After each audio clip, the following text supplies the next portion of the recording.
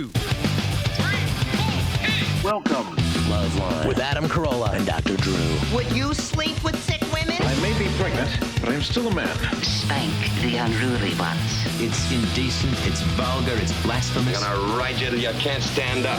Come on, let's go down. All right, keep your shirt on.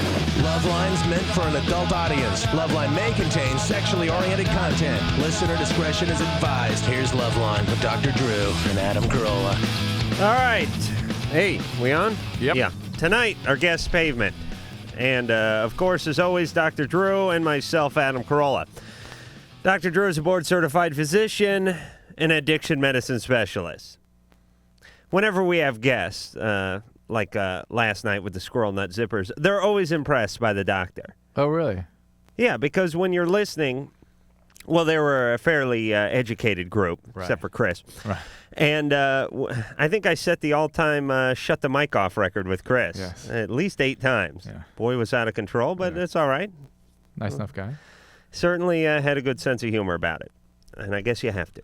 Here's the situation. When you listen on the radio, you hear Drew spewing forth all this knowledge. You assume that he's probably looking down some chart, looking at some reference sheet, something like that. And when you're here in person, you're more impressed because you're seeing him do this stuff without Without the net. Yes, his sleeves are rolled up. There's no net. There's no smoke. There's no mirrors. It's just Drew and that brain of his. All right, phone number, 1-800-LOVE-191, fax number 310-854-4455. Pavement's going to be in here in a couple of minutes. We're going to take some calls. First, I want to talk about something. As you know, the ongoing saga that is my house. I could tell you got that on your mind. What's the deal? We have not mentioned it. We have not discussed it yet tonight, but I knew you were upset about it. Really? All Yeah. right, well, here's the situation. I bought a house up in the hills. The house is 74 years old. And I used to be a contractor in my other life. And I got a good deal on it. I bought it with the intent of fixing it up, but I didn't realize how involved it was. Ugh. Well, the whole house is torn apart, so on and so forth. Now, here's the situation. I got myself one of these knack boxes. What's that? Knack box is something you'll see in the back of a lot of right. trucks and Right, stuff. right. Now, they have the truck-mounted box. That's for the truck. And Right. they have these big square job boxes. Right. It's 5 feet long, it's 3 feet deep, and 3 feet wide. And it takes a couple of padlocks, and you put all your tools in there because there's no way of securing my house. The other tools I have down in the basement with a lock on it. Uh-oh. Anyway, came in Sunday and noticed I had about $800 worth of tools missing. Oh, you didn't mention that. Well, I was waiting to see, this was Sunday. I thought maybe somebody borrowed it to do a little weekend job or something. No such luck. So this is number one. Number two, as I'm leaving the job site today, one of the $7 an hour guys comes up to me, a white guy, coincidentally. He's suing you. Says, no, he says... My back hurts. I'm suing you. He goes, hey, man,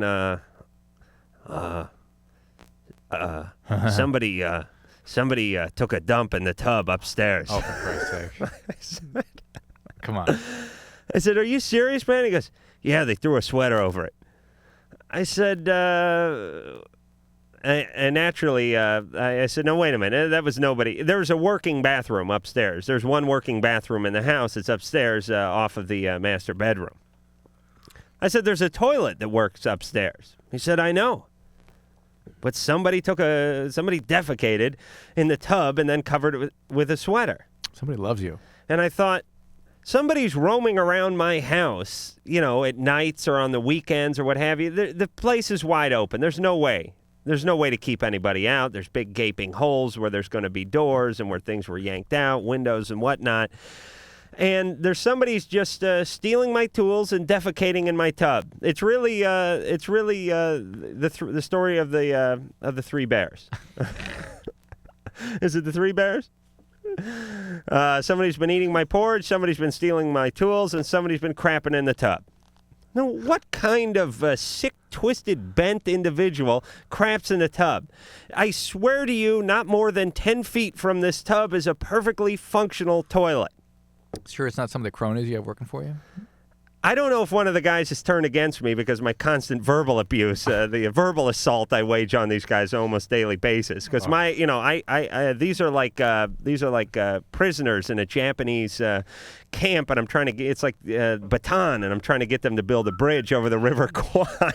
But no, they all like me. I'm very nice to the boys. Because I used to be one of those guys, and I appreciated it when someone treated me with some dignity. Now, there's some outsider, a mole, we'll call him, coming into the house. Could be a male, could be a female. I'm guessing male. I wonder. I know who it is. Taking a crap in the tub. I know who it is. Who? Your studying neighbor. No. Oh, yes. No. Oh, yes. No, that tub of goo couldn't even make it up the stairs. Are you kidding? No. This is some sort of drifter. And I was thinking to myself when I was thinking about drifters, what happened to remember the Incredible Hulk? Yeah. Bill Bixby was a drifter. Whatever happened to the drifter who came into town, fixed a lawnmower, saved a woman, took no pay, and then wandered off down a lonely highway? Oh, they work in radio, Engineer Mike. Now drifters come in, they steal a tool, they crap in the tub, they spray paint on something, they desecrate another thing, and then they leave. Huh. So what am I supposed to do? I just put a note in the tub. Please do not have a movement here. There's a master bath, not more than a poop straw away. You can use that. Oh, for Christ's sake! It's really I feel raped. I really do. When a man craps in another man's tub. Well, that's why when they say you've been crapped on. Yes. You know what it feels like now. Yes. There's foreign dookie, and then the guy who was obliged to remove it. By the way, of course you didn't do it. No, I was I was shaken. I had to sit down and pour myself a drink. Luckily, I had a flask. He said, and then he got into the descriptions of it. Oh yeah, and another guy said, "Well, I'll tell you what we could do. We could take it down to the lab and we could analyze it and find out what kind of food was in there and perhaps trace the sphincter that it came from." Us. Okay, Quincy, relax. Somebody go clean the crap up, and I don't know what the hell I'm gonna do. What do you got to do? What's wrong with this society? I don't know. There are not enough prisons in this society to hold all the criminals. There are not a large enough police force. It is pride. Forget about laws. We will never have a big enough police force to stop a man from coming into another man's house and crapping in his tub. Only pride. Only parroting. Parenting? Parenting, that's right. I said parroting. That's right. Only parenting, only upbringing will stop a man from crapping in another man's tub. We don't do that. And we don't do it. All right, let's get to it tonight. Mark, 13, you're on LoveLine. Hello? The funny thing is when he said there's crap in the tub, I had to think for a second. Jeez, maybe No, okay, that wasn't me. So I have been known to crap in a tub or two. Mark? Yeah? Yeah. My ex-girlfriend, she calls me and stuff and wants me to have sex with her. Your ex-girlfriend? I'm not sure about what I should do. Your ex-girlfriend? Mm-hmm. Why do you have these kinds of discussions with an ex-girlfriend? Well, I've known her for a long time, and I guess she likes me again or something. How old is she? She's 13 also. Is she trying to lure you back by these suggestions? I would guess yes. Yeah. You're 13. You have an ex who wants some casual, unattached sex. I guess. Holy Christ, Drew! You never thought about that at 13. You had no ex at 13. No. I had some kid with a Dennis the Menace haircut and a tooth missing coming over and wanting to play a little mumbly peg or something. Forget sex. Mm. All right, Mark, you don't want to have sex with her? Well, I do, but I'm not sure, because I think she told me that she was molested before. Right. Yeah. All right. Yeah, there you go. So don't get I'm in. not sure, Mark, let her be. Time out. Stay away from her. She's your ex. You don't really care about her. If you were desperately in love with her, it'd be one thing, but you really don't care about her. Yeah. Even if you did care about her that much, you shouldn't be having sex with her, certainly not with her history such as it is. It's in her best interest not to be involved with somebody, not to be having sex with anybody. She doesn't really understand. No, and the whole reason you had sex with her in the first place at 12 and a half. Did you? Yes. No? Oh, I thought she was wanting more. No, I thought he said he wanted more just sex. to have it, period. Oh, really? Mm-hmm. Oh, you're still a virgin? Yeah. All right. Stay that way. Stay that way. Plenty of time. All right? Yeah. All right, Mark. Yes, the woman, something was up with her. And I knew it the second she called requesting sex at age 13. Totally abnormal. Although, It's getting less and less abnormal. In a society where people crap in other people's tubs, Drew. Can you believe that? Really, what you got to ask yourself is why is it the people that are the most screwed up sometimes become the sort of the leaders and the icons in adolescent cultures? You know what I mean? That's why you're saying it's less and less abnormal for somebody like this last 13-year-olds because the 13-year-olds kind of follow the ones that are the least healthy. Well, we're living in a society where we take idiots and put them on a pedestal. I mean, Dennis Rodman. Yeah. There's a guy with some significant troubles, emotionally, mentally, and whatnot. Yeah. So the powers that be get together and go, hey, let's give him a TV show. Yeah. There you go. 100 years ago, you go, hey, let's lock this fruitcake up. Yeah. Let's not let him around your children. Yeah. Now he's doing sneaker endorsements. Yeah. We take every whack job in the society and give him a platform. Here's a platform. Here's a bullhorn. Here's an audience. Go ahead. Oh, say management? Oh, that's right. Well, look, I'm the same guy. They gave you another whack job, the bullhorn. All right. But yeah, I think P.T. Barnum would be proud. Thank you. Jenny, 27. You're on LoveLine. Hi. Hey. I got a question for you. Actually, two questions. One question was that the other time Dr. Drew had mentioned that if somebody who has large breasts were to do chest exercises, that it will have no effect on firming the breast. I questioned him on that, did I not, Jenny? Correct, you did. I'm very proud of you. Thank you, So man. I have a question. What happens to the bodybuilder, to the female bodybuilders? I mean, Look at them. they're not doing chest exercises. They have most of them have implants. Yes. And if they don't have implants, you don't see much breast tissue. Okay, so then how can I firm my? I mean, there has to be some kind of way for me to. How big than are you, surgery. Jenny? Pardon me? How big are you? I'm a 36 double D. Uh-huh. How big's the rest of you? Let's see, my waistline is 28. My hips are 38 also. Okay. So I'm about medium build, I guess. I'm adding 2 to every dimension you gave me. You're so sweet. 2 feet. Jenny. All right, so you're prime breeding stock is what you are. More or less. You could have a child and not know it. No, Okay. I would know it. All right, I'm sorry. So how tall are you? I'm 5'3". Mm-hmm. And what are you coming in at? About $155, $160? No, actually 145. Really? Yeah. All right, but that's totally dehydrated, and with a shaved head. No. Okay. All right. Listen, on your mom's scale that's my on mother's 3 inches of family- bad carpeting in the bathroom. In my mother's family, females tend to have large thighs and big breasts. Right, and that's all right. The curse is when you got the big thighs and the small breasts. Oh, true. Yes, you're in total proportion. Okay. All right, so what do you want to do? You want to lift the breasts, right? Yeah.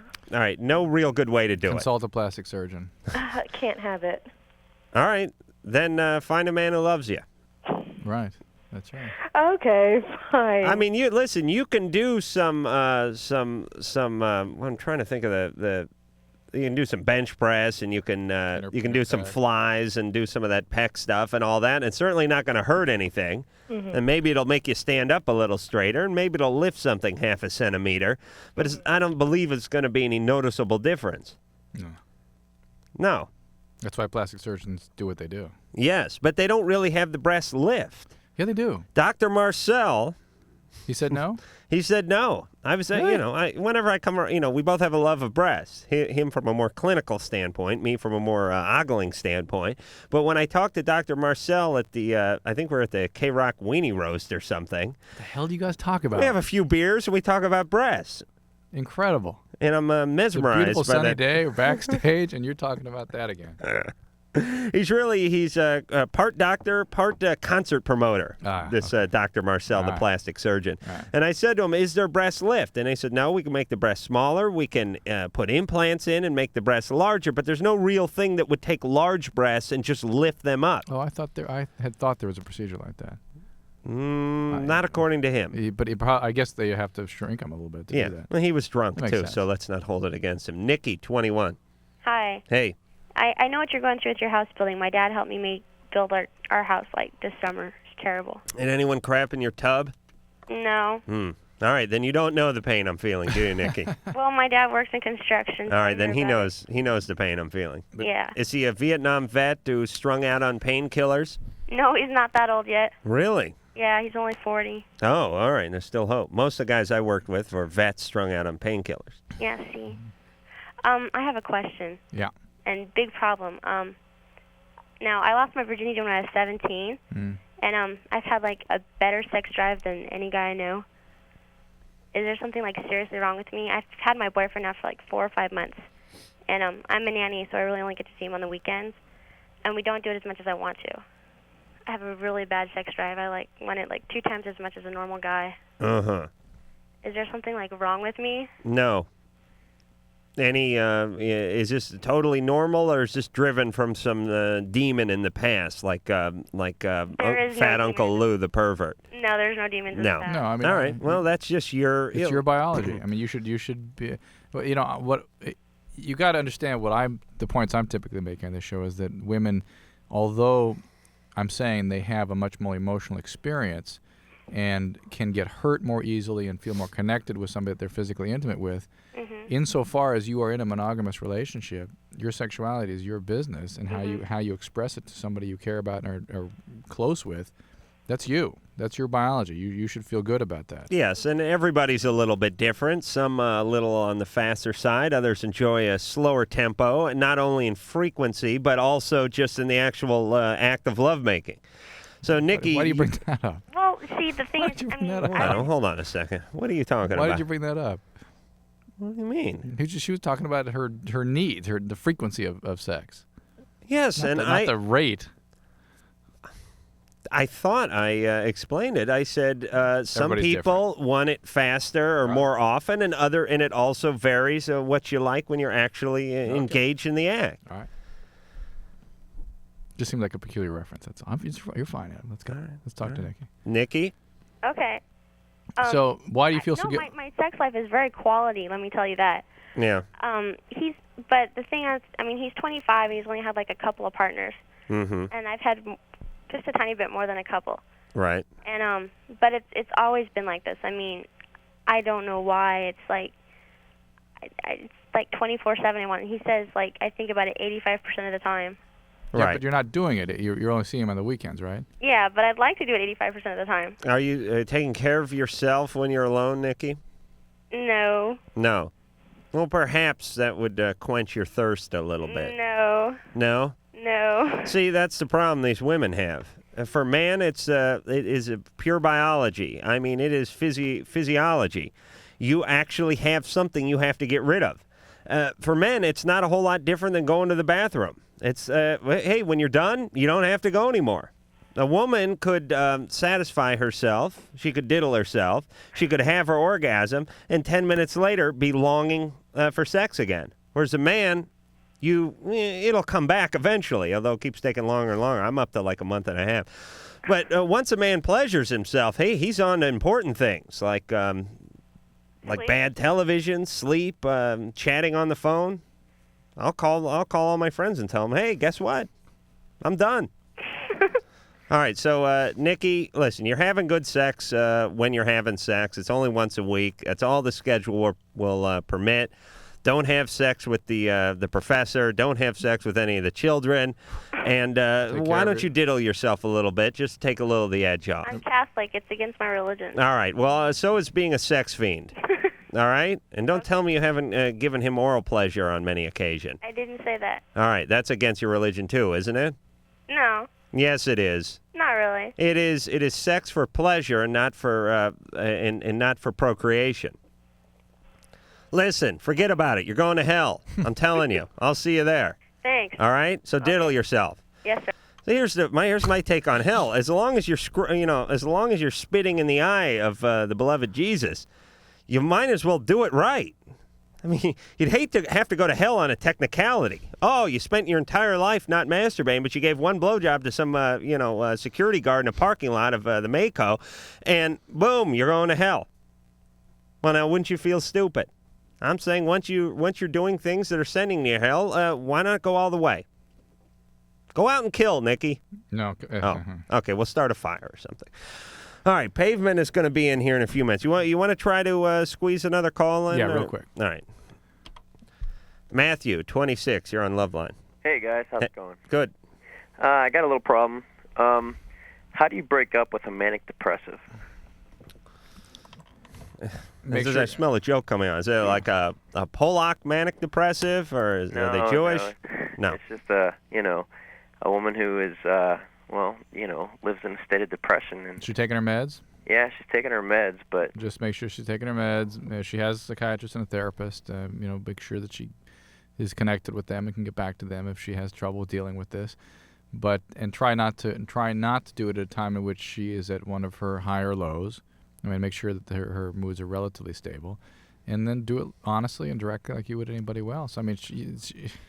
You've got to tell her, and you've got to be honest with her, and she has to deal with it. She will. All right, Drew, sell the hell out of the next call, and then we'll go to break. Taffy, quite a name. Question for Pavement, and can guys really tell if you are a virgin? Perfect. The voices are trying to throw me off while I'm trying to concentrate on this. Okay, you're safe. Thank you. LoveLine will be right back.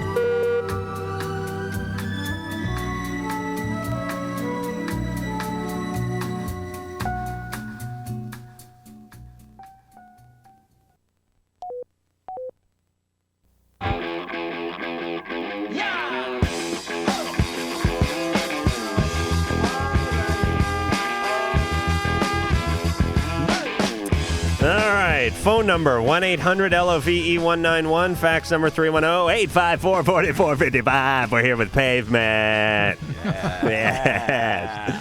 Steve and Scott from Pavement, and we're all just sitting around talking about really how much we wanted to kill ourselves. I propose a Jonestown-esque massacre in here tonight. Grim. Drew can whip up a batch of that tea he's got there, perhaps. You got enough pharmaceutical samples out in the back of the Volvo that you could whip up some sort of compote, couldn't you? I carry cyanide all the time. Sure, yeah, well, it'd take us. It's only 4 guys. I got some Dixie cups. We'll spread that around, and we'll pull for the GHB. We'll pull a Jonestown. All right, Bright in the Corners is the name of the CD. The name of the band, of course, is Pavement. And I was talking to your record lackey guy, and he was saying that you guys are doing a video at the end of the week with Spike Jonze. Yeah. Which is kind of cool. Yeah, we're looking forward to it. We've wanted to work with him for a while, and for a couple of years now, and finally it's coming together. And you know the old Spike Jonze. Yeah. The new Spike Jonze is a guy who's worked with Beastie Boys. Yeah. He did the Sabotage, that real cool video, like a Starsky and Hutch thing, and he did the Weezer, Buddy Holly video. So he's like probably, I guess, one of the premier video guys in the business. He's the stuff. And how did you guys get hooked up with him? Scott? I don't know. I mean, a long time ago, he was at one of our shows singing our songs, and he came up to us and asked us if we wanted to do a video. Mm-hmm. And 5 years later, he's doing one. It's kind of cool. And did you... Now, is he sort of planning out, plotting the video, or do you guys work with him on constructing that? Yeah, how does that work? Pretty much. I mean, this video is, I think, a little different than most videos he's done. We gave him, or he kind of came up with all these different ideas, and we came up with a bunch of different ideas. So it's going to be like 10 different videos in one. Mm-hmm. And whereas, usually he's got like a set storyline to work with. So right. He's pretty excited about it. Yeah, well, you sound elated as well. No, It's obviously a thrill for you. Whip up the punch, would you, Drew? I just don't want to get up at a lot of 6 sugar o'clock in the morning. I know. Yeah, we're crying. Well, I mean, it's the sort of catch-22, which is you work hard, you practice late nights, and you do what you have to do, and then lo and behold, there's some success, and people want you on the morning show, and Spike Lee wants to do a video that's going to take 17 hours. All over the place. People are dragging you in all these different directions. But if what is your option?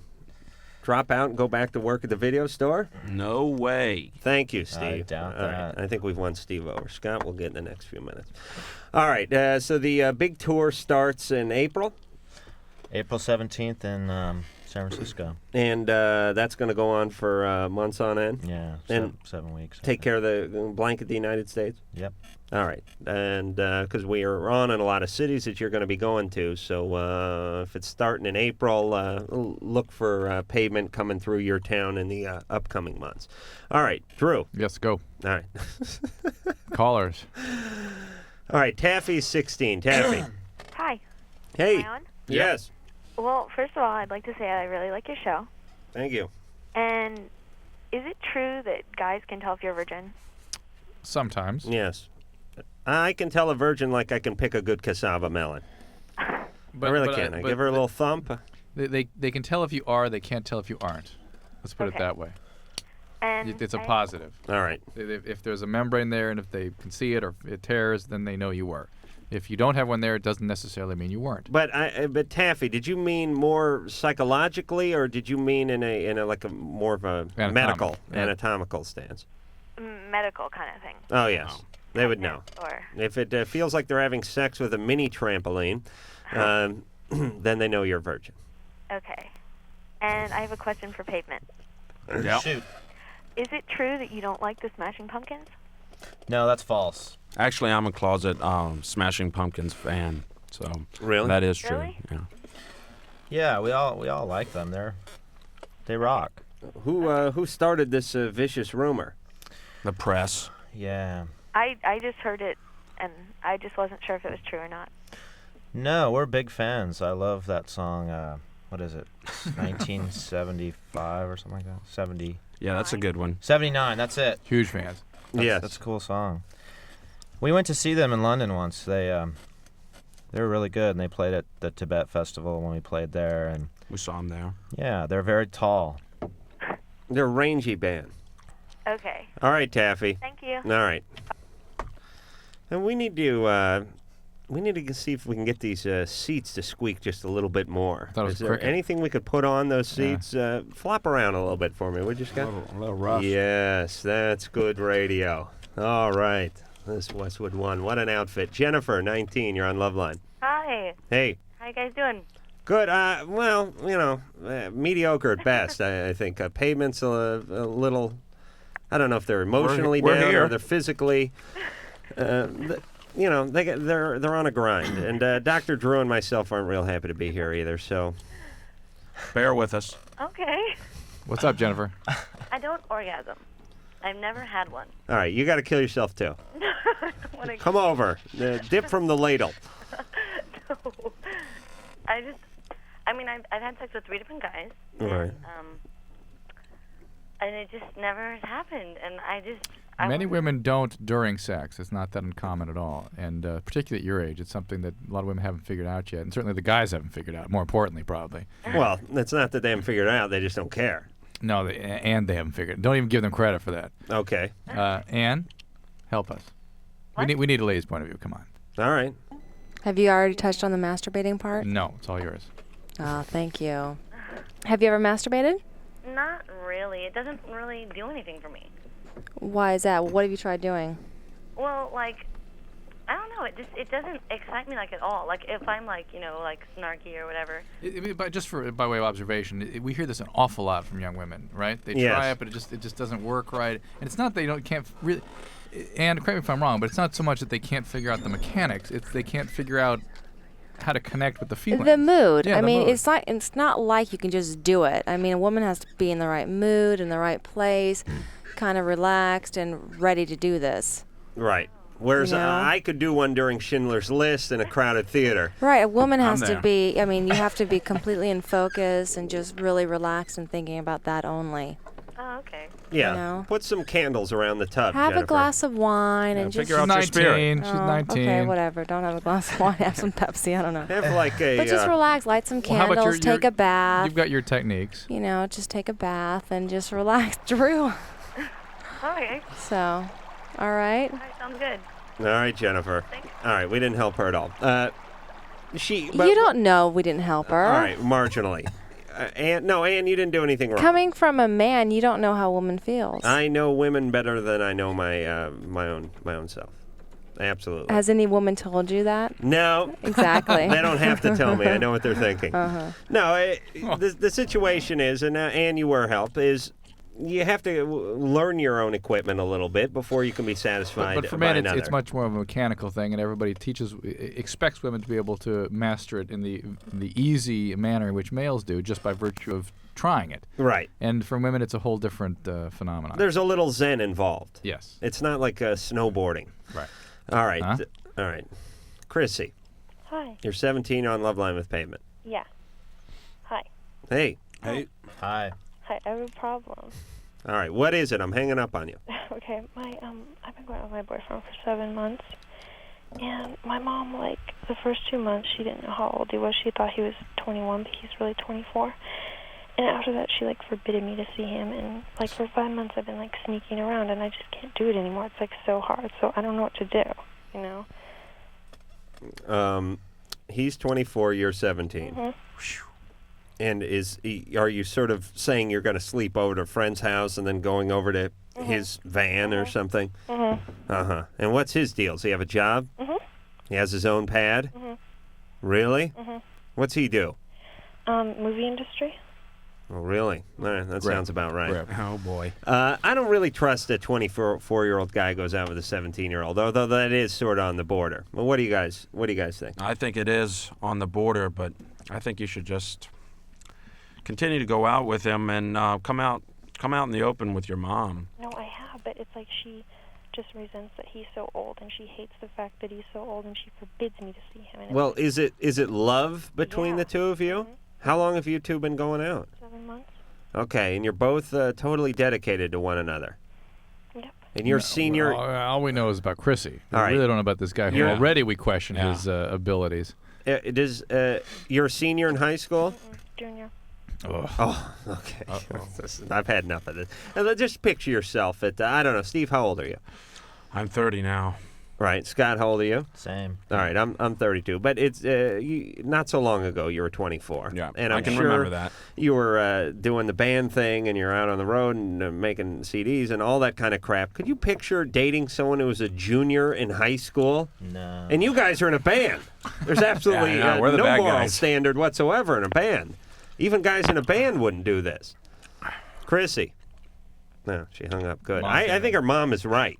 Quite honestly. Yeah, well, let's all just put ourselves there. If you had a daughter who was a junior in high school and there's some 24-year-old grip coming by and picking her up a couple nights a week for a little sexual pleasure back in his bachelor apartment, I mean, wouldn't you kind That of... would scare me. Yeah. Big time. And Get out the bed. He's got some legal issues here, too. I mean, it's the parents that usually press these things, the legal issues. And in California, which I assume she's calling from, so it was the movie industry, she's 17, he's 24. This is for real. I mean, if they have sex, it's rape. All right. It's or contributing to the delinquency of minors. All right, they so call it now. anybody who's been out of high school for 6 years, who's dating someone who's only been in high school for a year and a half, is a loser. That's it. That's it. It's catch-22. There is something wrong with him because he's dating someone who's still in their junior year. Hell, and we're not even, we're just about the middle of it. Oh, ridiculous. All right, we're going to hear something off of the Pavement CD, I guess. Yeah. Yes. What do you guys want to hear? Do you know? Oh. Last song. No, not the last song. Stereo, Shady Lane? Shady Lane. Oh, yeah, Shady Lane. All right, well, we'll do that. We'll hear Shady Lane and talk a little more to Drew all after this. I don't think they're aware of how much they suck. Hey, that's not very nice. You kissed my mother with that mouth? I mean, your mother? LoveLine will be right back.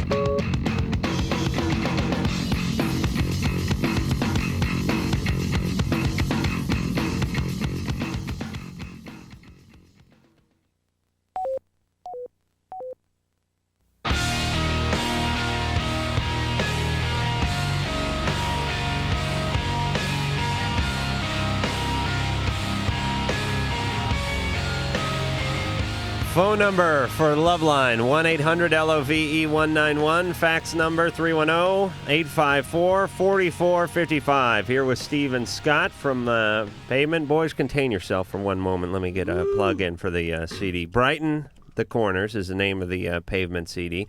On that CD is a song called Shady Lane, and it goes a little something like this. Blind date with the chancer, we had oysters and dry lancers, and the check when it arrived, we went Dutch, Dutch, Dutch, Dutch. A redder shade of neck on a whiter shade of trash, and this emery board is giving me a rash. I'm flat out, you're so beautiful to look at when you cry. Freeze, don't move, you've been chosen as an extra in the movie adaptation of the sequel to your life. A shady lane, everybody wants one.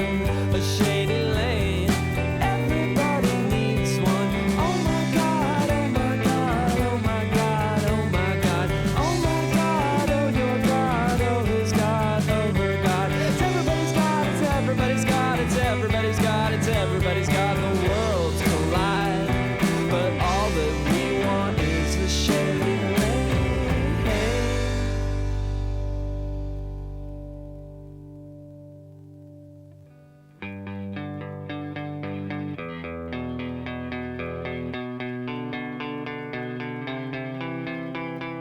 Glance, don't stare.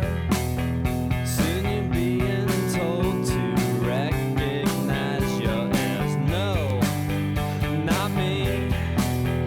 I'm an island of such great complexity. Stress surrounds in the muddy, peaceful center of this town. Tell me off in the hotel lobby, right in front of all the bellboys and the over-friendly concierge.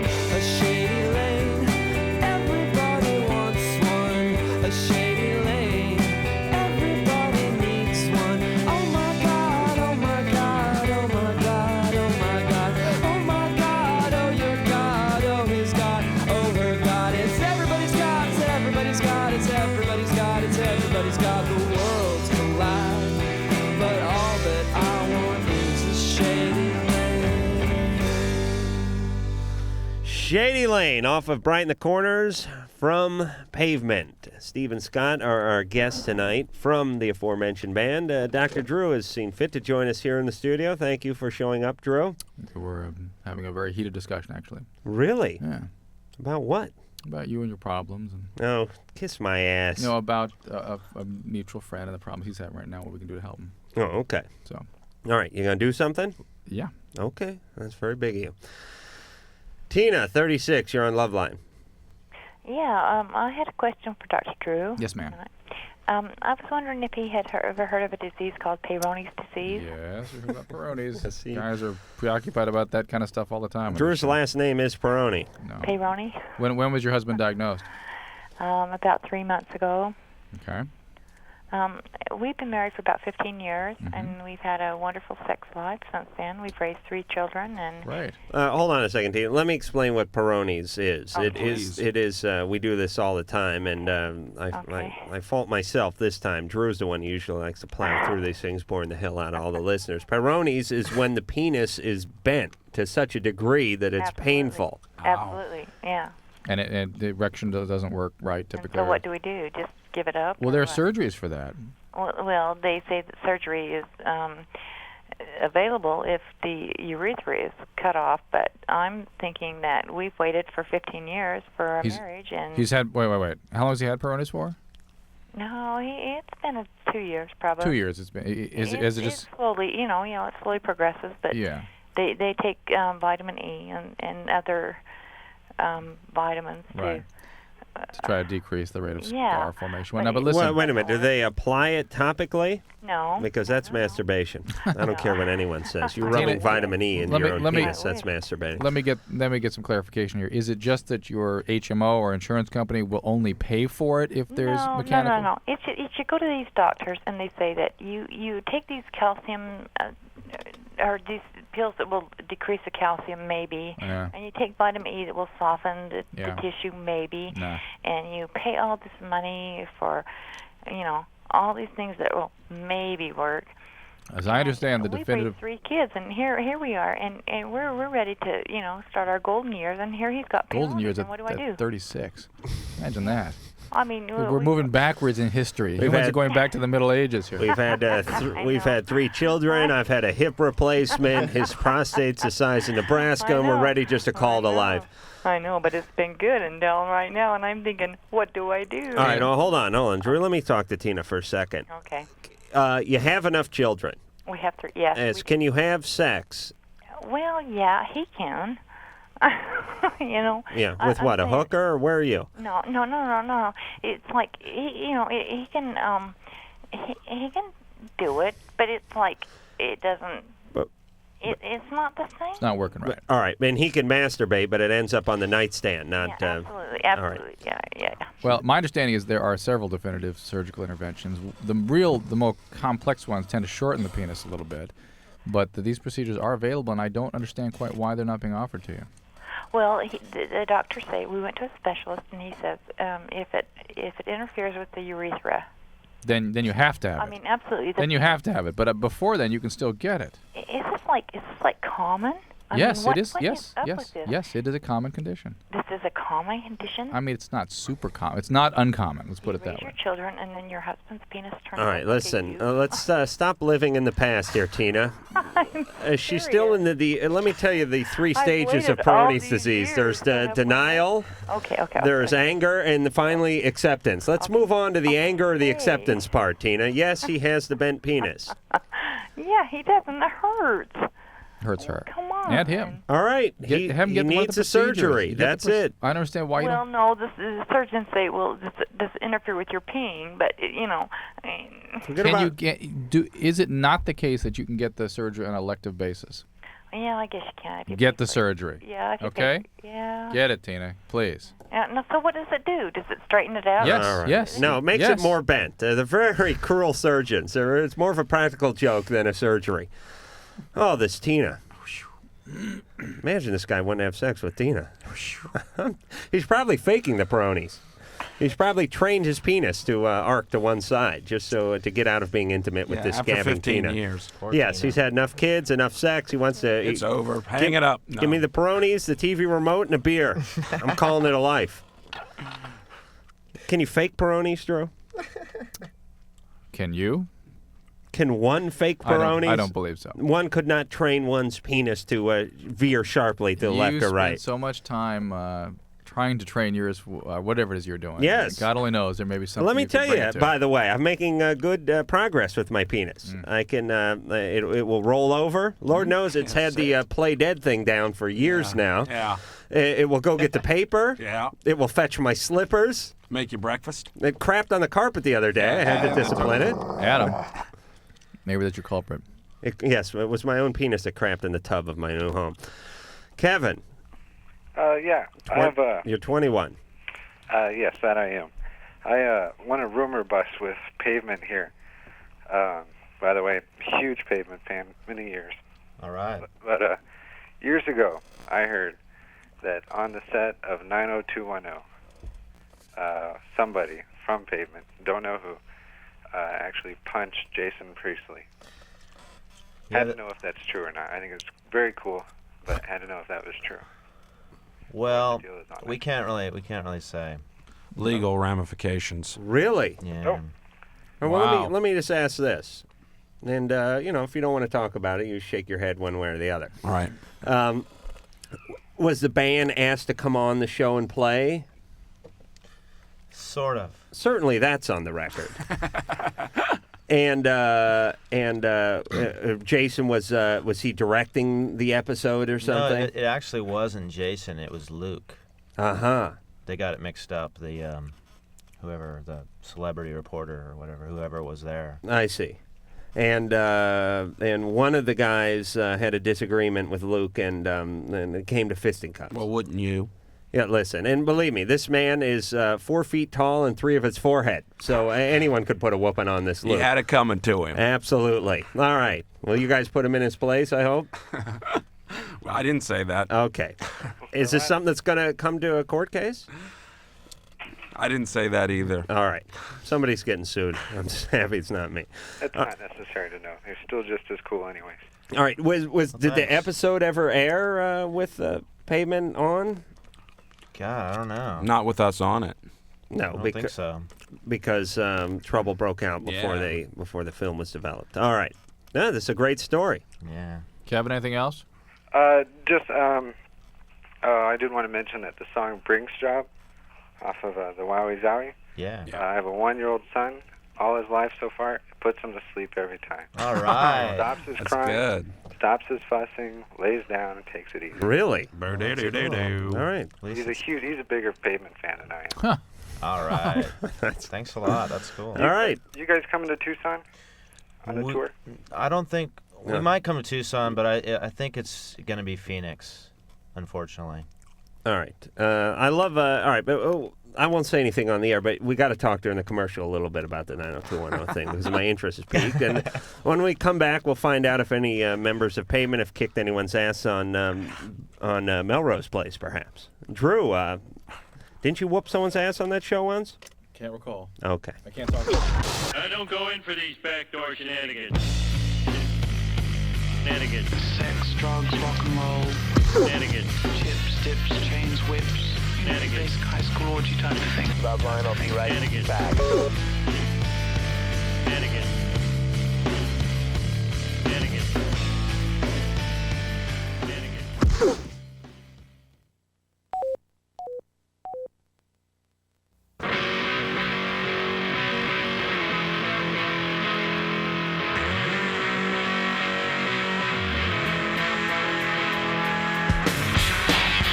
LoveLine. I'm Adam Carolla. That is Dr. Drew. We're here with Stephen Scott from Pavement. Yeah. Yeah.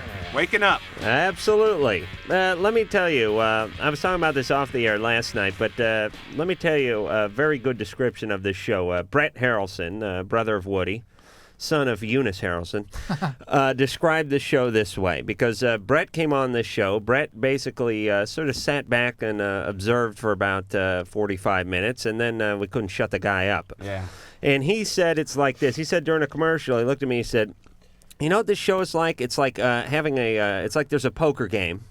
And all your buddies are playing, but you don't know the game because there's like night baseball and Anaconda and all that crap. If you ever go to these poker nights, Drew, I know you don't know about this because you don't have male friends. Certainly ones that don't gamble. But the situation is you can't just hop in and start gambling. You have to stand around and observe a little bit and see how the game is played. And then once you get it down, you jump in, and before you know it, you're loaded, smoking a cigar, and yelling, "Come to Papa." Yeah.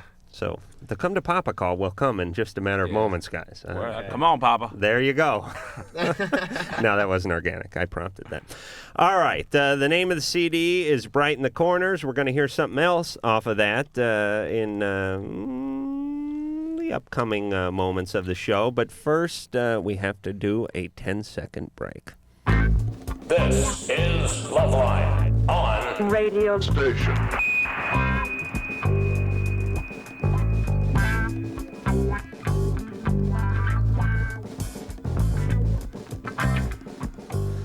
Hey, and Engineer Mike, aren't we supposed to go to the 10-second break right at the end of the first hour? Or are we supposed to have the 10 seconds finish right at the end of the first hour? All right. I'm always on top of that. Please. Oh, the condescension in the room. Derek, 13, you're on LoveLine with Pavement. Hi. Hey. So, I have a question about Ritalin because today a kid at school gave me some and I snorted it. Why? Why? Yeah. I don't mean to be offensive with that question, but what were you thinking? I just heard that it gives you like a pretty cool buzz. Are you using other stuff? Not like on a regular basis. This is where our tax dollars are going, by the way. Give the kid Ritalin and have him snort it. What'd you do? Grind? Does it come in a pill form? Yeah. Would you take like a mortar and pestle to it and grind it up? Or a spoon? No, I just pulled a dime out of my pocket and kind of chopped it up. Okay. What other kind of drugs are you doing, Derek? Just pot and like acid. What did it do to you, snorting the Ritalin? I don't know. It just everything was kind of hazy, and. Well, hold on 1 second, Derek. Okay. Let me talk to Drew for a second. Yeah. Let me ask you this. Yeah. Obviously, snorting is a way to ingest drugs. Yes. This is a drug meant for ingestion. Yes.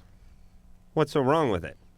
I mean, aren't you going to feel the same effects that you would if you took it orally? I'm not so much concerned with the fact that he snorted it. I'm just concerned with the fact that he took somebody's pharmaceutical amphetamine and took it, however he took it. Well, they gave it to him. No, some kid gave it to him, he said.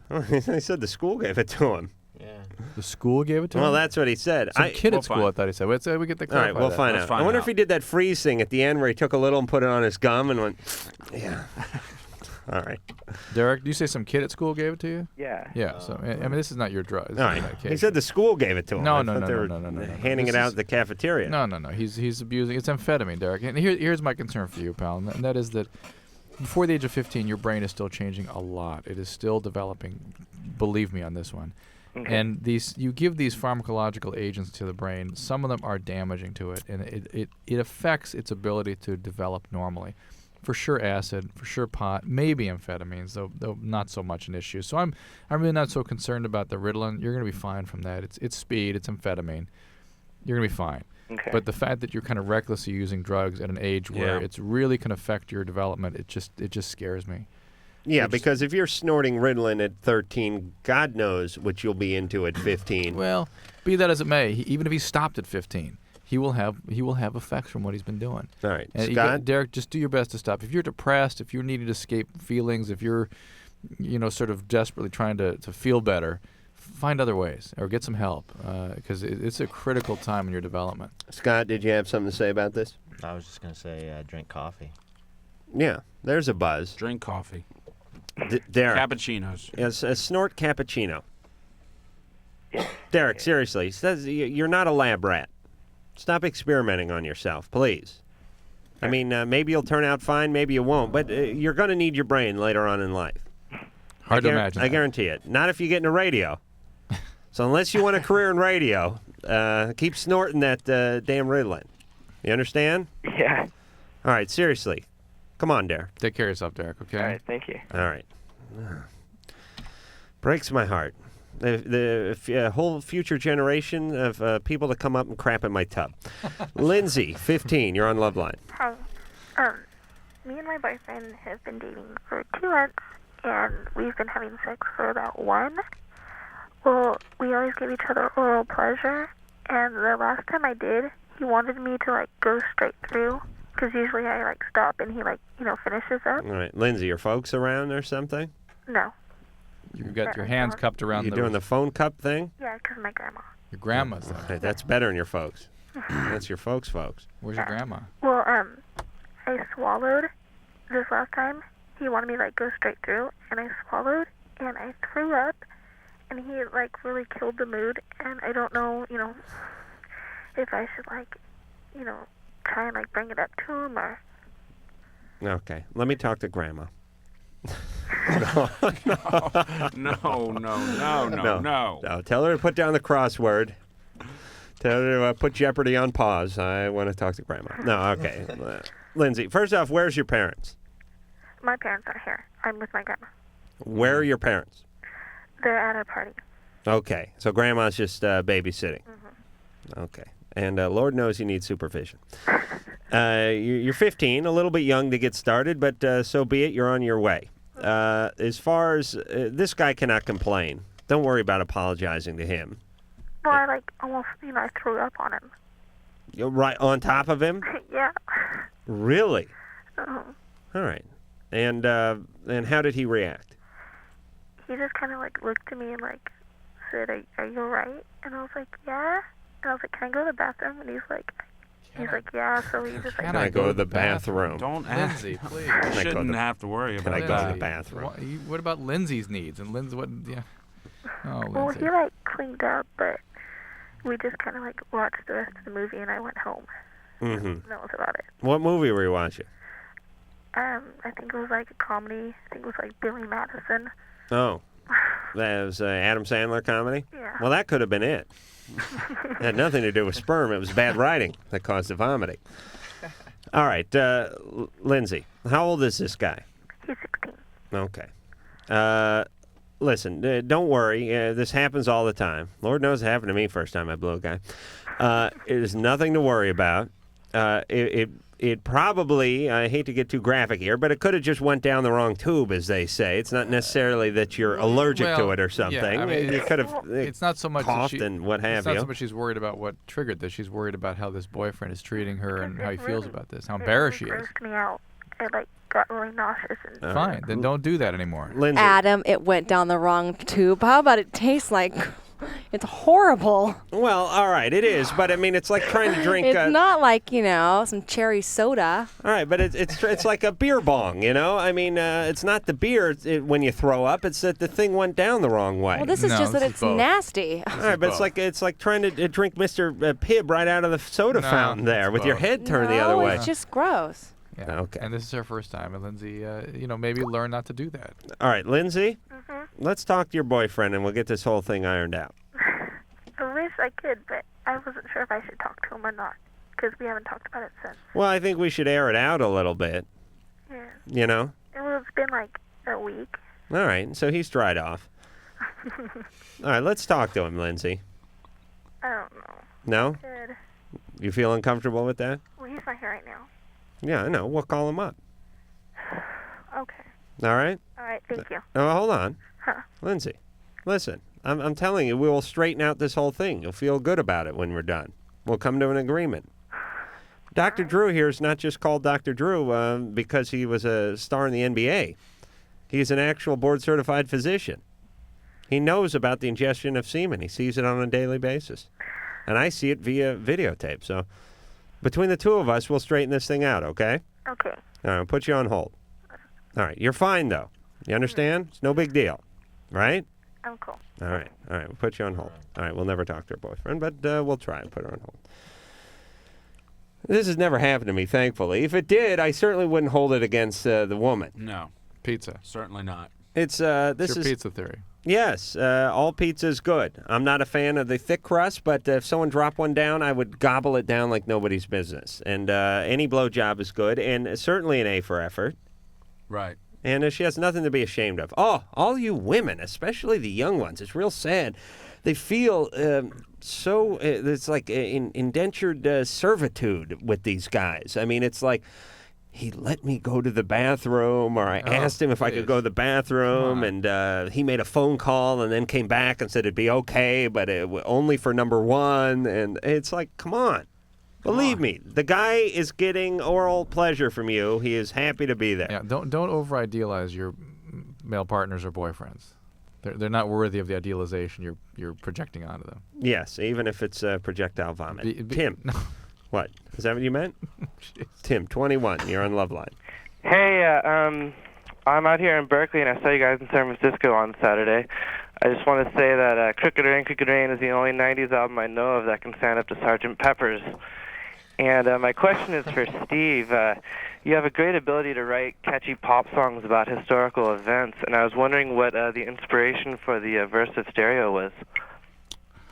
Stereo, well, this is the drummer, Steve, but I think I can speak for him a little bit, and that Stereo was the forming of him becoming this person, a rock star on the radio, and him trying to personally deal with that, how people perceive him and how he perceives himself.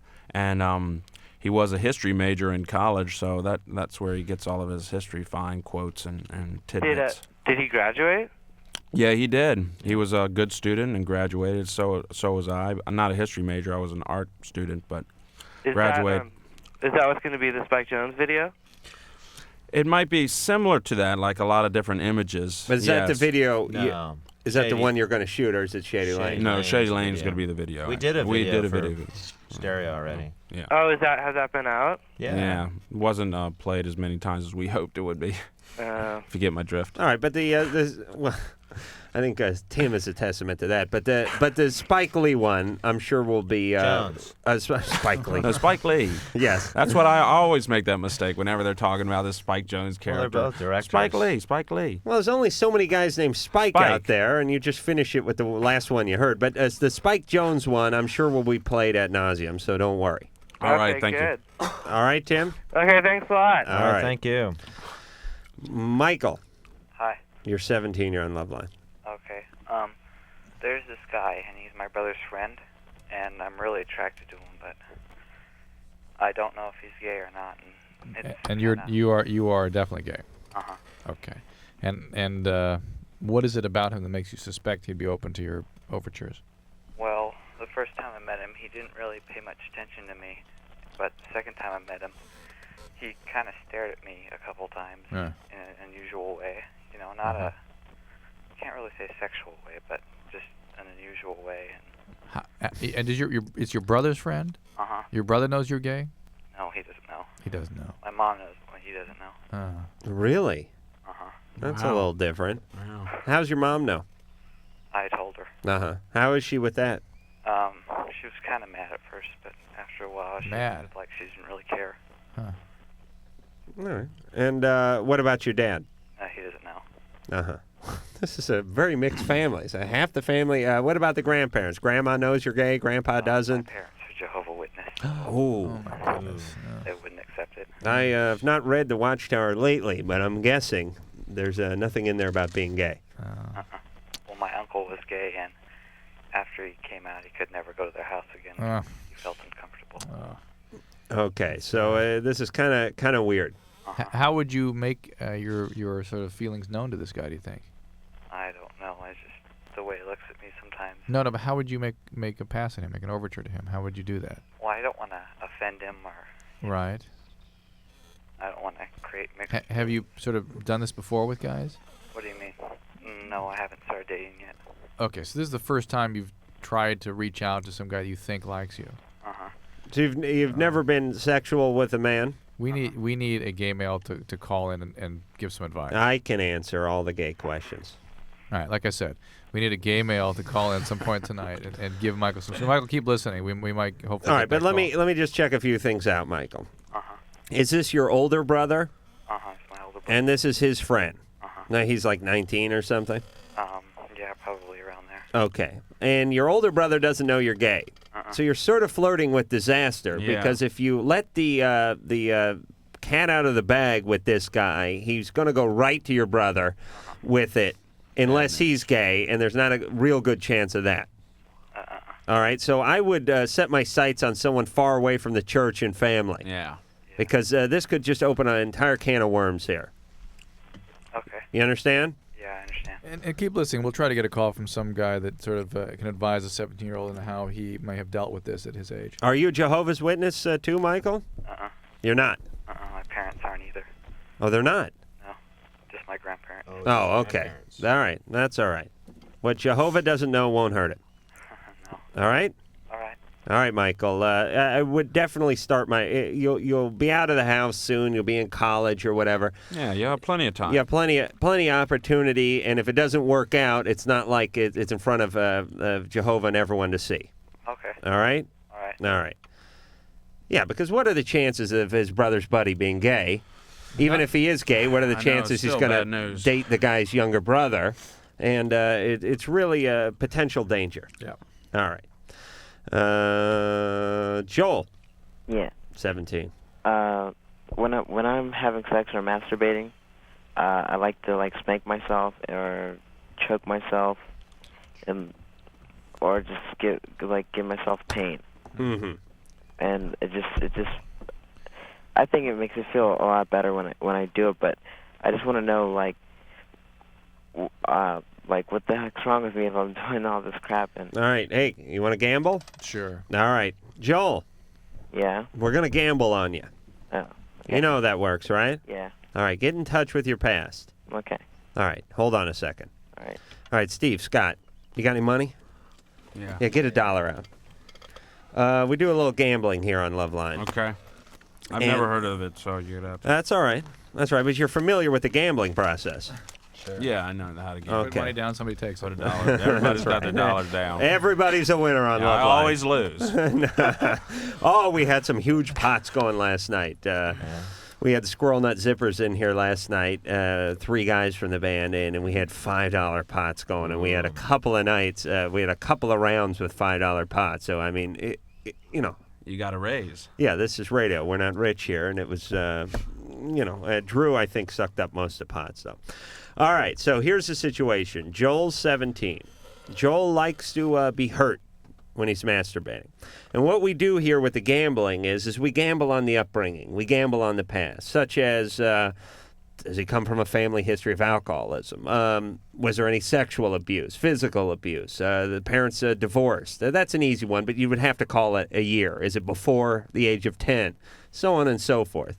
Again, we're not talking about the present or the future. It is the distant past we're talking about. And Drew, would you like to go first, just to set an example, or do you guys? Go last. All right, Steve. I would say alcoholism.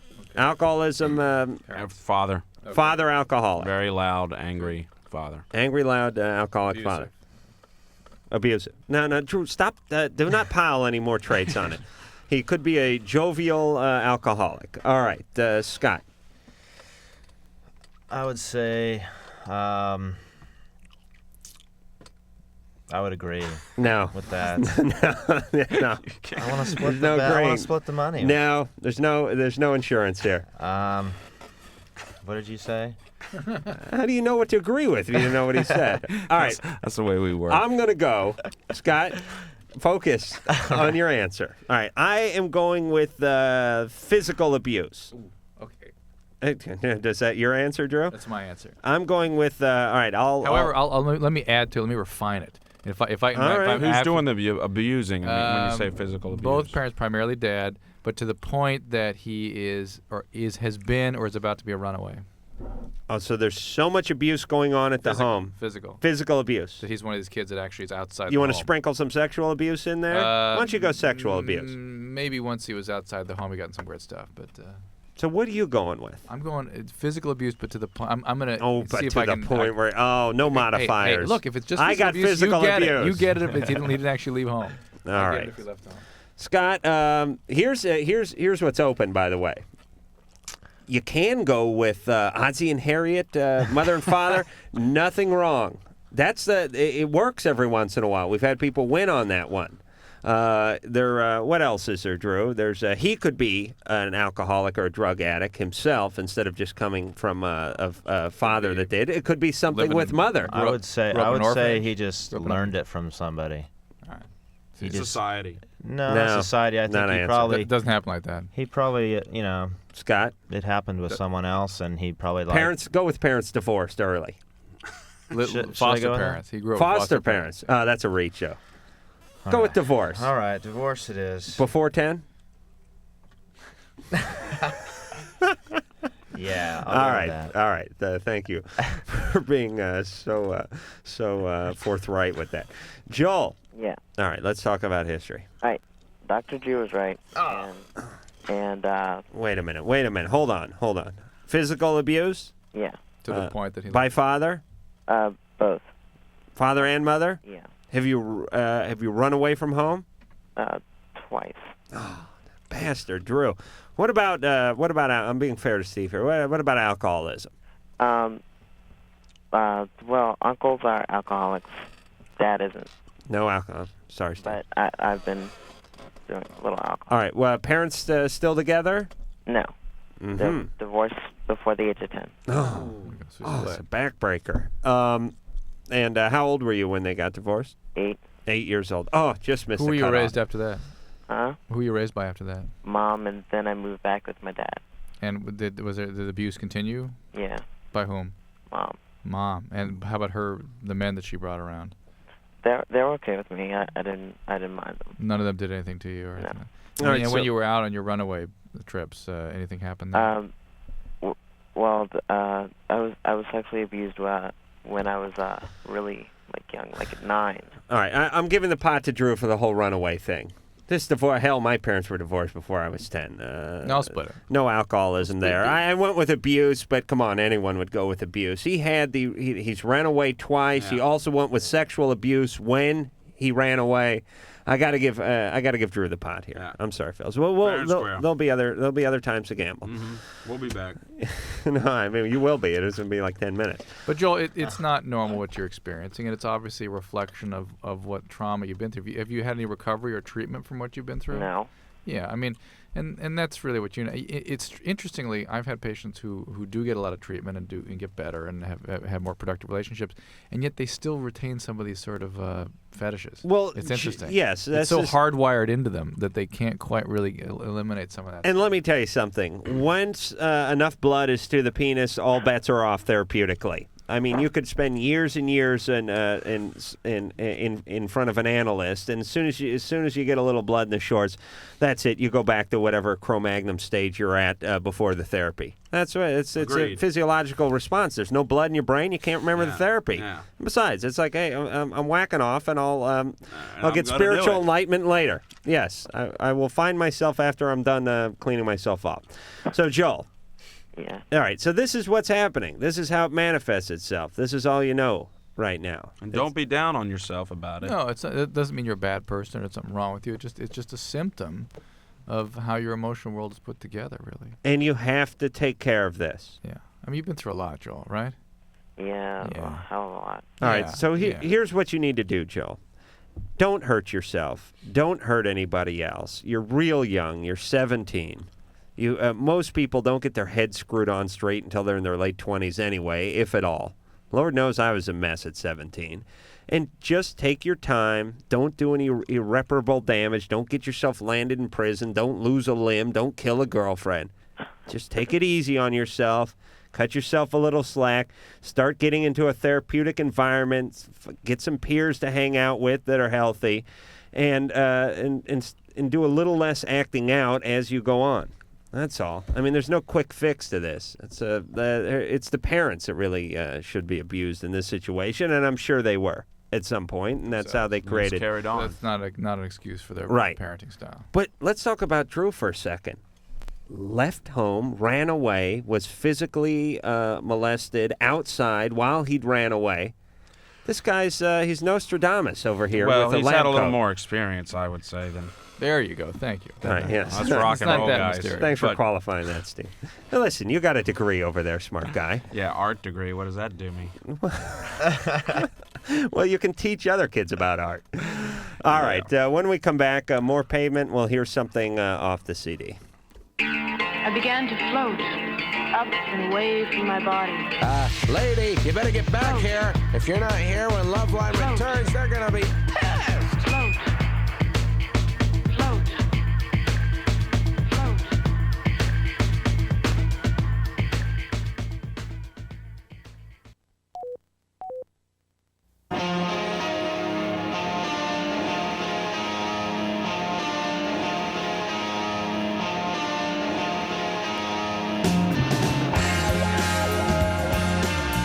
All right, Scott and Steve are here from Pavement. Yep. 1-800-LOVE-191 is the phone number. 310-854-4455 is the fax number. I am Adam Carolla. That is the Don of LoveLine, the winningest man in LoveLine gambling history, Dr. Drew. And you really should start donating those earnings to some charity, or at least reporting them to the IRS. I mean, it's really getting out of hand here, Drew. And these poor bands come in here, the half stoned, come off the road. It's like stealing candy from a baby. What's your excuse, Adam? I don't know what my excuse is. I'm focusing on the band. Hey, he's just trying to do his part on the show. Yeah, I'm a patsy. I could give the answer, but then it would ruin. We have roles here. We have to define them clearly. True. Oh, good. Wouldn't be well, right. Thank you, Adam. Thank you for making me feel good. I don't want to show you up in front of the listeners. Yeah, No, Pavement is a educated, coherent band, and even with them, it was highway robbery. All right. I think, look, now that's had. insulting, Drew, giving them their $1 back, please. All right, I'll tell you what we'll do. Instead of giving them their money back, we'll make them more money by plugging the CD. All right. All right. The name of the CD is Bright in the Corners, and what are we going to hear off it? Stereo? You got it. Stereo. Yes, we is, and it goes like this.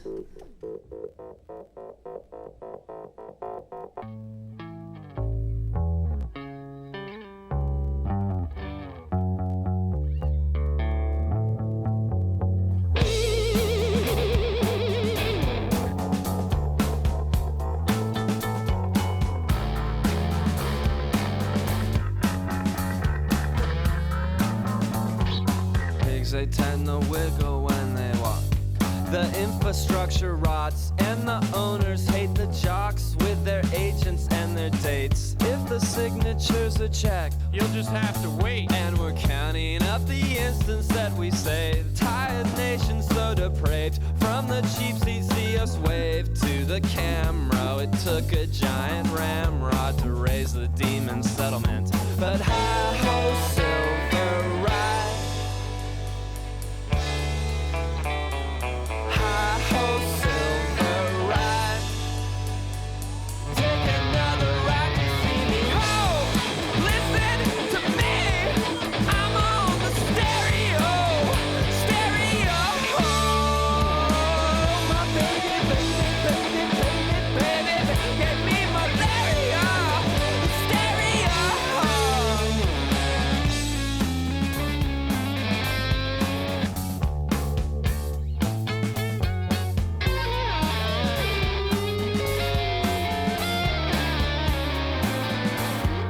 What about the voice of Geddy Lee? How did it get so high? I wonder if he speaks like an ordinary guy. I know him, and he does. And you're my fact-checking cub.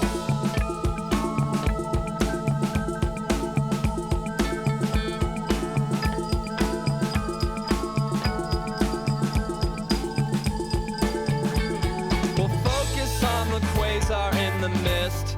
The Kaiser has a cyst, and I'm a blank one. List the qualms you haven't. If they stick, they will drown you in a crick in the neck of a woods that was populated by tired nation on the fly. Everybody knows advice that was given up for free. Lots of details to discern, lots of details. But hi-ho, silver ride. Hi-ho, silver ride. Takes another ride to make me whole. Get off the air. I'm on the stereo. Stereo. My baby, gave me malaria. Stereo.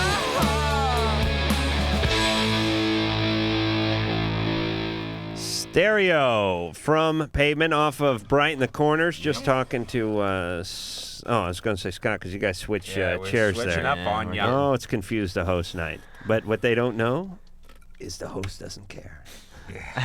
Steve, We're gathering that. Steve, the art major, before doing his own brand of musical art with Pavement. And what do you? We're just getting to it, but when you have some free time, what kind of art do you like to do? Well, I've been painting a painting of actually my our singer Steven and myself in a form where he looks beautiful. I mean, he just looks so great. There's this picture a friend of ours took. I just finished a show with him, and he's hugging me, kind of like he's got his arm around me, and I just look like I've been through hell. Mhm. I mean, I've got all this black stuff all over I put some makeup on, and I just look terrible. And it's kind of a comment on our relationship and the band and things that are going on. Now, do you have some sort of, is it expressing some sort of inner feeling you have? That I think so. That's what my therapist tells me. Yeah, you could. You really can learn a lot about. Like, yeah, I'm shifting gears here a second, but I used to do a lot of group improvisational comedy. You get 3 people together, a couple of women and a guy or whatever, and you say, okay, give us a location, and they say a mini mart, and they say, okay, give us a relationship, and they say. You're all cousins, okay? And action. And you just start a scene. Right. And I always thought, because there's no script and nothing to work off of, it's really a window into the person's psyche. Because, for instance, there was one woman in the troupe that always wanted to kill me. I don't care what the scene was. Every scene it'd be like, okay, what is her relationship with Adam? She is his 5-year-old daughter, okay? And Adam, what are you? Yeah, you're the father. All right, let's start the scene. Well, 10 seconds into the scene, she'd pull like a hatchet out of somewhere and go, I'm going to kill you, Daddy. And I thought and it turned out that she hated men. Oh, interesting. So every scene, It's a free association. It's a free association thing. So I guess if you brought your sketch or your art in with you to the therapist's office, they could tell what you were thinking. All right, don't ever do that. Ann, 19, you're on LoveLine with Pavement. Hi. Hey. I have a question. Go ahead. I've been with my boyfriend for 4 years, and for the past 2 years, he's been trying to get me to do it with another female partner. By yourself?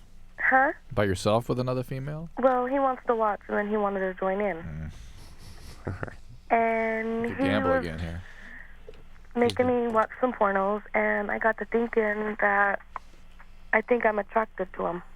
To him? To women? To females. Uh-huh. And this is ridiculous. Right, after this Clockwork Orange-esque Yeah, it's been put in brainwashing front that's of you. gone, 55 hours of nonstop pornography on a reel with a couple of popsicle sticks holding your eyelids open and him spraying you with Visine. Now you've decided, now that you've decided you're attracted to women. I don't know. I kind of fantasize about it sometimes, Right. and I don't know if I do it just to get him off my back. Like if I want to do it just to please him. and get him off my back. Experimenting sexually so people leave you alone is probably not the greatest road to go down. First of all, it's not something you're into. That Anne is not into this. Secondly, if you do this, your relationship is going to be doomed. The threesomes destabilize relationships in virtually always unanticipated ways. Yeah. And it will really make you feel things that you can't predict, and it will affect the relationship in the long You'll term. probably end up resenting him for sort of least. cajoling you Yeah. into doing something that you didn't necessarily want to do. Why do you feel the need to be in a relationship in which you are abused? Well, she's not being abused. She's just being abused. prodded a little She's bit. being abused. She I was is? forced to watch porno, and now I think, it's 3 years. Listen, if I was in a relationship where I was forced to watch porno, it would not be abused. It'd be a perk. I mean, why, So, you know. but the point is, Anne is not allowed to have any independent feelings. Ann, Yeah. can we ask your boyfriend if you're allowed to have independent feelings, or do you want to comment on that? Well, I am. He just, I don't know. The first 2 years of our relationship, we used to have sex like almost 4 to 5 times a day. And now he's lucky. Now we're lucky if we do it like twice a week. And why is that? I'm not sure. He just tries to pressure me into it too much. Right. You're not allowed, or you're not able to assert what it is you need in this relationship. So maybe you begin to blossom once again and become re-involved in the physical relationship. He's pressuring you and pulling you and controlling you in all kinds of ways. Why are you so attached to this guy, Ann? I don't know. I guess I'm in love with him. I'm not sure. I guess. All right. Ann, oh, come on. boy. I smell some gambling Oh, be coming on. easy. Ann, how old is this guy? He's 20. Uh-huh. And what's he do for a living? Goes to junior college? No, he works. Really? You smoke pot every day? Huh? Does he smoke much pot? Every once in a while. Alcohol? Does he live at home? Yeah, he does. All right. Alcohol? Does he drink much beer? No. No. He All right. hates beer. I'm labeling the guy a loser. Not really. I mean, we have a 3-year-old son, and he. Oh, I knew it. I knew it. I knew they had the kids. Oh, it's doomed. Oh, well, wait till the child comes of age and then involve him in the threesome. I think would be the only safe thing to do, Ann. Why did you what about getting married or having a family? We're engaged right now to get married. All right. Threesomes are not good things for committed relationships, okay? I would suggest you guys seek some premarital counseling, though, because there's a lot of stuff going on here that God knows you don't really want it to play out during your marriage. And on behalf of your child, get a stable environment going and raise this kid properly, okay? Okay. All right, Ann? Did you have alcoholic parents, Ann? My dad was. Yeah. And this guy may be an alcoholic, too. Should we all give Drew another $1, or is that all right? Is he allowed to give right answers without being paid? I can't remember what etiquette is anymore in here. Please, let's get some change together and give it to Drew. Take my wallet. And I suspect this guy may be alcoholic, too, that you're dealing with. I've been with him for 4 years, and I rarely ever see him drink. I'm not saying you use much substance yet, but just be aware. He may have the biology. He may have the genetics, and just be real careful and get a lot of help and make a stable family for your child. No more kids. Do you understand me? Okay. Why? You pregnant now? Yeah. Oh. And you two don't live together. We did, but I moved. Why? We broke up for a period of time. Right. Why? Because he was being abusive? Was he physically? Well, it was at the beginning of the relationship. I always wanted the sex, and he didn't. And then he started wanting the sex, and I started pushing him away. All right. Oh, who's taking care of this child? Where are you living? I'm living at home with my parents right now. All right. Are you getting money from the state? No. You're not. Mm-mm. And you're not going to be getting any money for the second child as well. No. Good. All right. Tell your parents to wise up and get you some birth control, please. And no more children. Do you hear me? Yeah. Oh, please. This is the unraveling of the fabric of society. This is what you're listening to tonight, right here. 19, has a 3-year-old. Her biggest worry is a threesome. Never mind the 3-year-old. Let's concentrate on the threesome. I'm pregnant again. The guy smokes pot and lives at home. This is it. Who foots the bill for this? I'll tell you who does. Edward James almost does. Yes, it's only one guy. You thought I was going to say the taxpayers? No. Who the hell is he? He's an actor. Oh, please. Drew. Drew just does not leave the house. All right. Only go to the hospital. No more children. All right. We'll come back. We'll have more payment. Drew, you want to sell the hell out of the next call? Yeah. Here's Karen, who's been on hold for 98. Why don't you try rapping it this time? Yo, kick some flavor and stuff, and LoveLine will be right back in a minute. I'm sorry, that was really bad. You're just not street like me.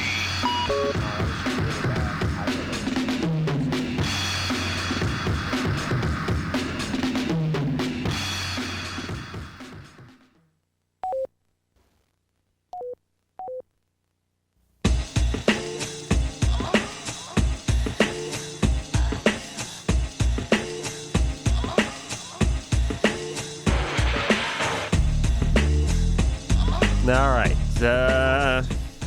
Getting some heady discussion about inclining populace, and the Pavement guys were talking about their mandatory sterilization for people of color. It was really quite a heady conversation we're having there during the break. I'm sorry, guys. You didn't want to say that? You are an a-hole, dude. Troublemaker is what I call him. Yes. No, it's just he's trying to offend people just for the sake of doing it. Why not? That's good radio. All right. Hey, Ann, is Famke Jensen on tomorrow night? Now, I saw it written on your tote board in your office there, Ann. It said Fromke in a couple of places, and I thought it was Famke Jensen. It's Fromke. Fromke. Yeah, Jansen. All right, Fromke Jansen is the vixen from the latest Bond film that came out, Goldeneye. She's the one who strangles Pierce Brosnan with her thighs. Isn't she going to be an anaconda, too? Isn't that her? Yes. City of Industry. Who's going to be an anaconda? I think she's going to be an anaconda, too. What? Yeah, okay, Ice Cube's an anaconda. Oh, okay. I'm getting an anaconda riff from her, too. Yeah. Anyway, there's a new movie about a huge snake that comes out, and... Adam, did you read the bio I gave you? on Fromke? Yeah. No. Okay. We've had her before. I mean, we've never. Yeah, she's a. Well, then you guys tell me what she's in. All right, she's an incredible piece of ass. She's All right. from like Denmark. She speaks 1,000 languages. She's very open sexually. Dutch. Whatever. Whatever. She's in one of the parts of Europe where they give it up real easy and everyone's loaded. Danish women don't give it up that easy. Oh, she certainly does. I wouldn't be surprised if I get her tomorrow night. Dreaming. She is just 6 foot of white dynamite, this woman. Is quite a looker and very articulate. So we'll have a good time with her tomorrow night. All right. Tonight we're having fun with Scott and Steve from Pavement. All right. All right. Not as much fun as we'll have with Fromke, but we're having a good time. That was her name in that 007 movie. I think we did you see her there? Or on a top. Right. The pun. I think we did see her tonight at our hotel. She was checking she was in. Visiting one of them. Seriously? Yeah, it had to be her because she was talking in a Danish accent and She's very 6 foot tall 6 and foot, just blonde. built like a burlap sack full of bobcats. Wow. Yes. All right.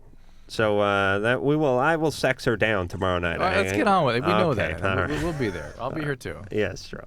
And you'll be watching, I guarantee Yeah. it. Taking copious notes. What? Ann. Oh, please, Ann. What'd she say? Ann is the one who's never What heard does a of cliche. burlap sack full of bobcats look like? It's good, believe me. Believe me. We know he likes it, whatever it is. I don't quite know either. The but way he's smiling. Yeah. It's a good thing to be built like a I burlap was just trying to sack get full the of visual, bobcats. and I wasn't real sure Well, about if you're it. built like a burlap sack full of doorknobs, that's bad. All right? Okay. All right. Karen. Hi. Hey, you're 22. You're on LoveLine. You've been on hold for 106 minutes. Yeah, it's been a long time. All right. All right, let's move on. No, I'm kidding. Karen. I'm really shy, and it's hard for me to meet other people, and for me to like go out on dates and stuff because I'm really shy. And I was wondering if the doctor had like any suggestions for getting over shyness. You're 22. You people don't really get over shyness. No, they don't. Yeah, you just learn how to deal with it. Is really more than anything. Although, let me cite a case. Heavyweight boxer George Foreman. Now, if people remember George Foreman, especially with this movie coming out, When We Were Kings, I think it is, the Muhammad Ali big fight in Zaire with Foreman. It's a documentary. Yeah. And Foreman was a real menacing character. He didn't talk much. He always had a puss on. He was angry. He was introverted. You never heard the guy say anything. And now he's a spokesman for the Disney Channel. Right. He finished. No, he's selling. No, he is. He's on Disney Channel all day long. Yes, and he's selling like the George Foreman patty melt maker on the QVC channel, and he's all mouth. I wish he'd shut up now, actually. But the point is, knock out the fat. I love when they do that. I love when they work in whatever the guy's profession is. You guys would be rocking the fat out. He's knocking the fat out. So you know it's a good product. But the deal is this guy never said a word, and now he's this big, jovial, lovable clown. Yeah, but back then he didn't have to say a word. He just had to knock out people. Now he has to talk to make money. That is that is true. But the point is that shy people underneath that often are very very outgoing, very gregarious. Wait, you people. getting shy all of a sudden? What are you talking about? I'm very shy. I'm terribly shy. You are. But I've had to deal with that my whole life. Like here in the workplace, you're having conversations. No, I've learned to with overcome it. I've learned my way of overcoming it is having a job to do. And getting loaded before the show. No, if I know I have a job to do and I know how to do my job, I'm not shy. I'm not scared anymore. All right. So, what's that's my job? way. Karen, what do? You a heavyweight boxer or you a radio host? Neither. No. What do you do? I'm a lab assistant. All right. No talking going on in the lab, by the way. No. Yeah. Occasional nod, maybe a slap on the ass, but no talking. Is that a long-time career job? Is that something forever? Producer Ann wants to know if you're built like a burlap sack full of bobcats. No. Are there any cultural issues that have led to you being sort of trained to be shy and withdrawn? No, not really. What is your nationality? Well, I'm biracial. What is your what would be those? Please stop making us guess the nationality. I'm going to spin the big nationality window and see where wheel and see where it lands. What are you? Okay. You're not Jewish. No, I'm not Jewish. Not a shy Jewish person alive. I'm half black and half Italian. Oh, really? Yeah. Now there's they're both there's both loudmouth breeds, the Italians and the blacks. Absolutely. This is a very strange mixture for being quiet. Well, I'm not. I'm not loud at all. Also, probably so very. It's really. It's in fact, I'm like totally nervous. Hold on a second. Drew's having a conversation with like right. Mr. Air. All right. What are you saying, Drew? Are you attractive? Do you have guys coming up to you all the time? Yeah, a lot, and I kind of get I guess intimidated because a lot of them are like really raunchy, and it puts me off. Yeah, it you've got right. You need to find guys that you need to be able to walk up to the guys that you want to have a relation with and strike up a conversation. Right, but at the same time, I don't really have like the confidence to do that. You need a German guy. German guys never talk. My sister's married a German guy. Can't get a word out of the guy. You need a place or some means of meeting people. I mean, you got to look upon it as a job. You've got to smorgasbord. Whether it's networking through German embassy, networking through other friends, or some way of having it be part of the circumstance that you would be interacting with people, so you don't have to overcome that original barrier of having to go up to people. Right. You know what I'm saying? Yeah, I know what you're saying. But listen, you're attractive. There will be nice guys who come up and talk to you. Don't go to the raves or don't go to the dance clubs. Rely on your friends to network with people. Let your friends. Because you're not shy. I mean, you're not shy talking to us. You're able to express yourself, and you're a reasonably open person. You're shy dealing with social circumstances. And see, now, Drew, you thought she was Asian because that is a culture. I wondered if that was where it. Where the women are taught to sort of mind their P's and Q's. Right. Right. That's why I love that Asian culture. But Italians, big loudmouths. I'm an Italian. Yeah, well. Blacks, loudmouths. This I thought she'd be like a walking megaphone with that mixture in the background. But no, she turned. All right, I'm done offending cultures, and when we come back, I'll offend the band.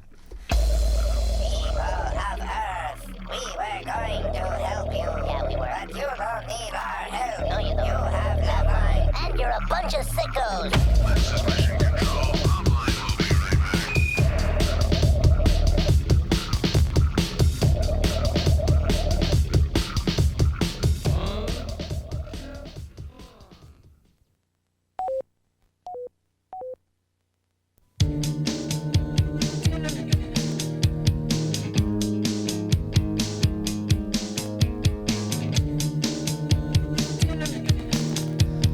All right, well, there be the Smashing Dumplings there for you, boys. That's the one. I like that song a lot. I detect a note of sarcasm in the voice. No, I'm serious. Good drums. Yeah. And I think I could drum that song, really. It's probably a drum machine. Oh, okay. All right. I'm not a huge fan of the Smashing Pumpkins either. There's a couple of songs of theirs I like, and there are other ones I loathe with a vengeance. That if I hear that goddamn rat in a cage, Maybe for the Pumpkins. The singer. Oh yes, I'm so tired of whining. Maybe that's yourself. You're tired of whining yourself, and you see that in him, and that's why you don't like it. Yeah, but you know what? I think I bitch more than I whine. Go figure. I don't like it. I don't mind a bitching, but I hate a whining. Yeah, bitching is all right. No whining. I don't like whiners either. Whining is like it's bitch without the zest. Yeah, you need to be able to cut and burn. Yeah, it's an uninspired bitch. Speaking of my uninspired bitch, Dr. Drew. Let's get going. Yes. Drew does not like to work a second longer than he needs to. All right, Pavement, thank you very much for showing up. Scott and Thank Steve, you. we do appreciate it. Bright in the Corners is the name of the CD. It is out everywhere, and go find it. And Famke, don't call me Fromke, Jansen will be in here tomorrow night, and we'll get to the bottom of the burlap sack. Until then, I'm Adam Carolla for Dr. Drew. Say mahalo. This has been LoveLine. The opinions expressed herein are not necessarily limo service for LoveLine guests provided by Fox Limousine. Hi, this is Shirley. Wasn't for me. LoveLine producer Ann Wilkin. This broadcast was copyright 1997 Westwood One Entertainment. This music is MXPX on Tooth and Nail Records. Sit, Obo. Obo, stop dragging your butt across the carpet. Hi, this is Shirley. And this is Steve. We're from Garbage and